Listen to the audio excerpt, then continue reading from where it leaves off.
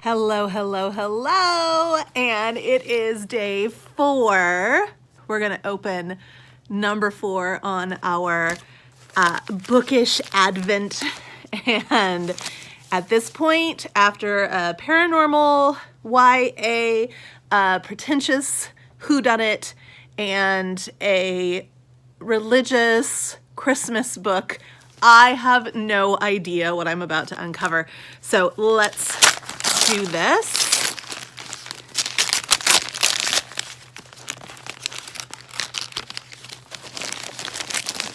What is it? Oh, this looks promising.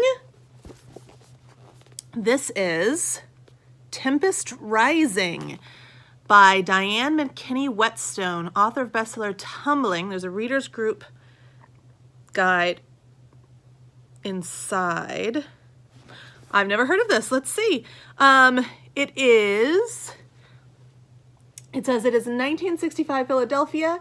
Clarice Finch and their 3 adolescent daughters are living the dream life of the Black financially privileged when suddenly Finch's lucrative catering business falls on hard times and Clarice suffers an apparent nervous collapse. The daughters are placed in foster care of May and her stunningly beautiful yet mean-spirited daughter Ramona. The girls' presence in and subsequent disappearance from May's house force May and Ramona to confront the brutal secret that caused their hearts to lock against each other. This story is told in the shimmering and startling detail that has become a hallmark of McKinney Whetstone's engaging style. So from the back, it sounds like there's a lot going on.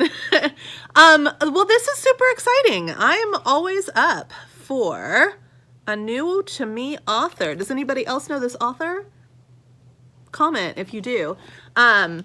Super excited about that. Wow, awesome. So let's just go straight into today. All right, it is a cold, kind of misty day here in the Pacific Northwest, and I have my coffee. I've just opened my Advent book for the day, and I'm about to share with you 16 of my top 10 favorite Christmas episodes of all time.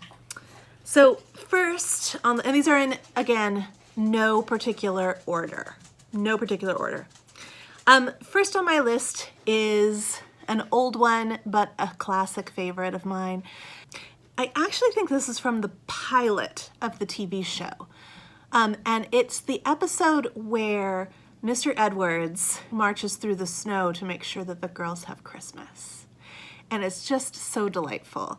My next favorite is Schitt's Creek, the Christmas episode where they make Christmas for Mr. Rose. He's really wanting Christmas. Next is any episode of Doctor Who that is Christmas themed, but this one in particular, The Snowman, is my absolute favorite. It touches on all the things that I just truly love, like all the things that are going to catch my attention for a story. You've got the element of the supernatural and a bit of a thriller. You've got a mystery. You've got good versus evil. And put on top of that, you have winter, governess, small children thing. Just absolutely love everything about it. It was like Turn of the Screw meets Jane Eyre meets Star Trek, and it was awesome. Every holiday episode of Call the Midwife. This is a tradition in my home. I make sure that I watch the Christmas episode, and I'm so happy that even though I live in the States, local public broadcasting services usually offer this on Christmas night because this makes Christmas evening for me. I can't say that they're always happy, but they're always heartwarming. Next is Festivus. I love the episode of Seinfeld where George Costanza's father introduces Festivus, much to the chagrin of his son George. If you don't know what Festivus is, you need to find out. Look up Festivus for the rest of us. The Nanny. I don't think anybody ever thinks about The Nanny as a TV show anymore, but it's still one of my absolute favorite TV experiences from my childhood. I really, really loved this show. Fran is Jewish, and she works for a family that celebrates Christmas. And so in one of the early episodes, one of the early years, she has a Christmas episode where she decides that she's going to do Christmas with the family. She has to work that day. And so she's going to do Christmas with the family, and she does all the Christmassy things, and it's really fun and funny. There are other Hanukkah-themed episodes as the years go by that are also equally endearing. I really, really love and appreciate the tone of the Nanny. Next is Katherine Tate, and this is actually an image specifically from Nan's Christmas Carol. But Katherine Tate does such an amazing job with putting on different personas and creating different characters, and I just love all of the skits that she does for Christmas, not just this one particular Nan's Christmas Carol. She also has the Katherine Tate Show Christmas Special, which is, in fact, I have it sitting right here, so I'll just show you the difference. So this image is from this, Katherine Tate's Christmas, Nan's Christmas. And it's a retelling of Scrooge where Nan, and I find this highly unbelievable, gets a change of heart. But then there's also this one, which has George Michael in it, and how can you go wrong? Who can forget the holiday armadillo? I love this episode of Friends where Ross wants to teach his son about Hanukkah, and so he comes dressed as the holiday armadillo.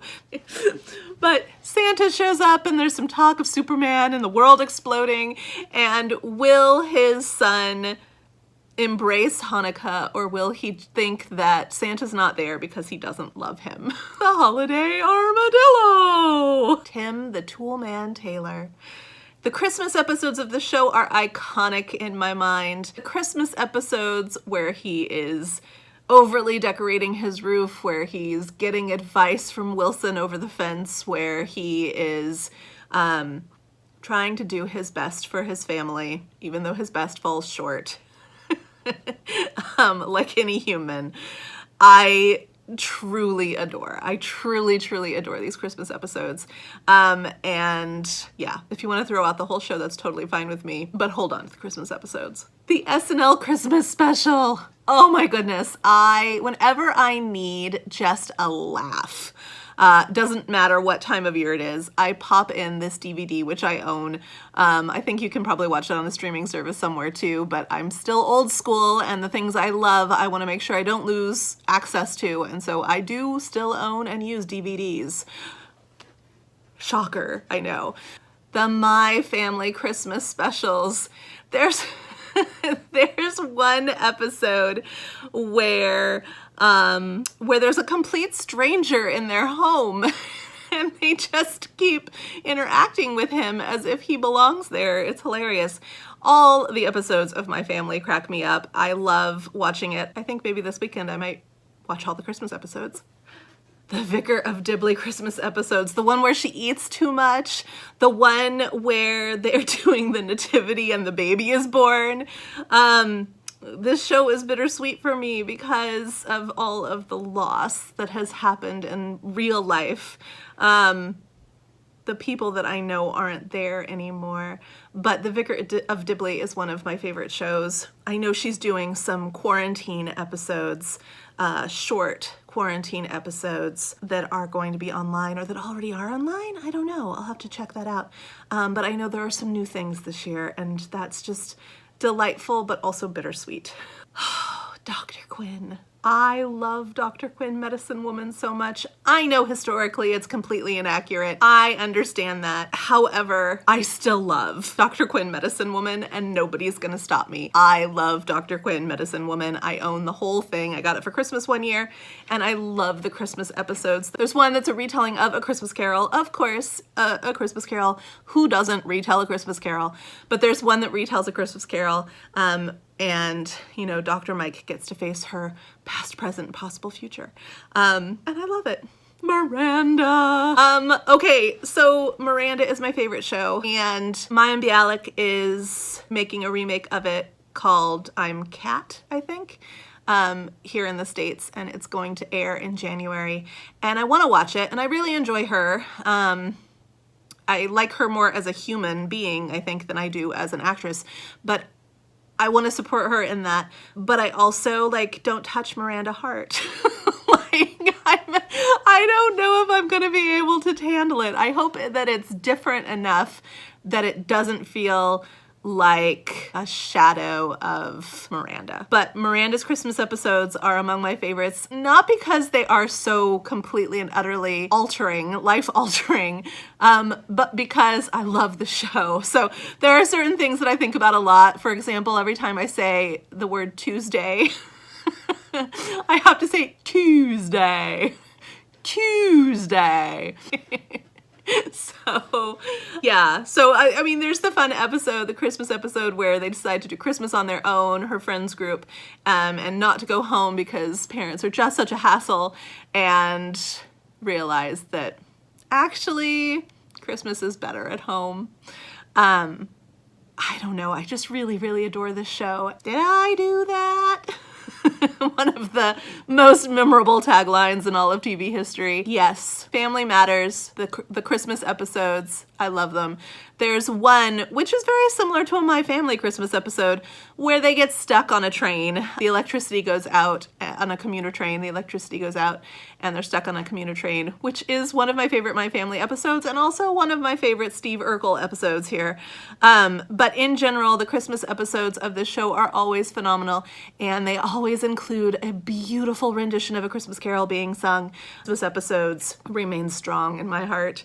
Gavin and Stacey. So this is specifically, I love the show Gavin and Stacey, but this is specifically about last year's Christmas episode where they came back after years of being gone, and they came back for a reunion show and left on the freaking biggest cliffhanger of all time.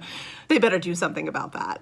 That's all I have to say. And if you don't know what I'm talking about, get yourself online, watch some Gavin and Stacey, find out what this cliffhanger is. They have some explaining to do. And that's it. Those are my 16 top 10 favorite Christmas episodes of all time. Thanks for watching Vlogmas Day 4.